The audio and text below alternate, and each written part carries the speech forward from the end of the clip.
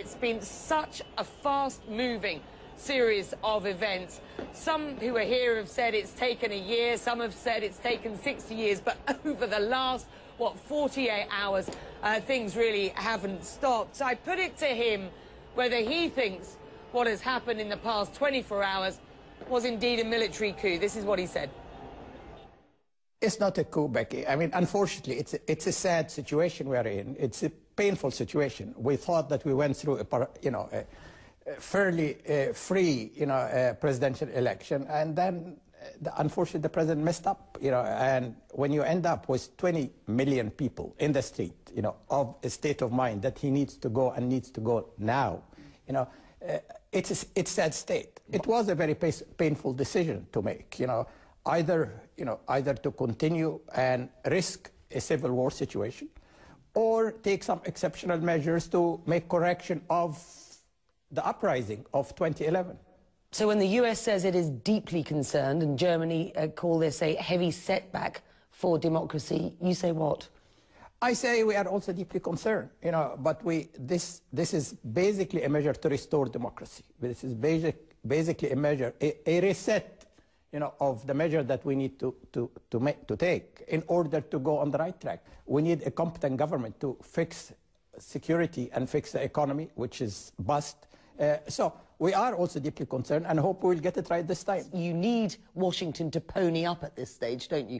We need everybody to pony up, frankly. And I had a long conversation with Secretary Kerry last night. I have the one, to start with, as a lawyer, I want always to be within the bound of constitutional legality.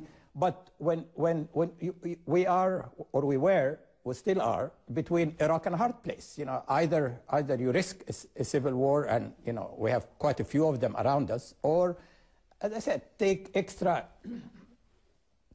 constitutional measures to ensure that we get the country together.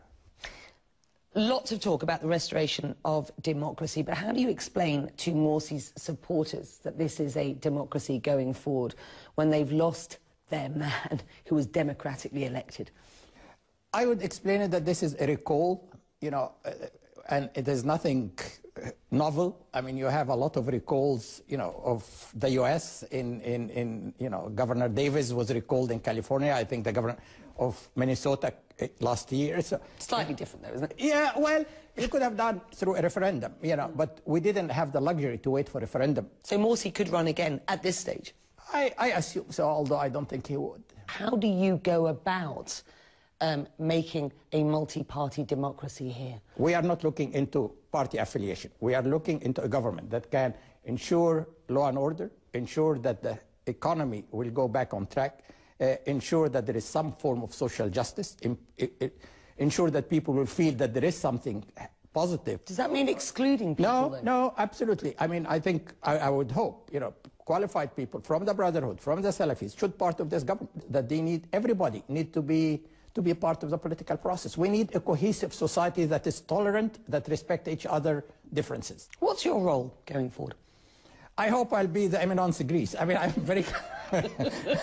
I'm getting on with the years, Becky, and I think I'll be much more effective doing what I'm doing now, is making sure that people get together, making sure that I send a message of national reconciliation, of, the country focusing on real priorities, the 50% who are below the poverty level, education, healthcare, and I'll do whatever I can do. Do you want to be president?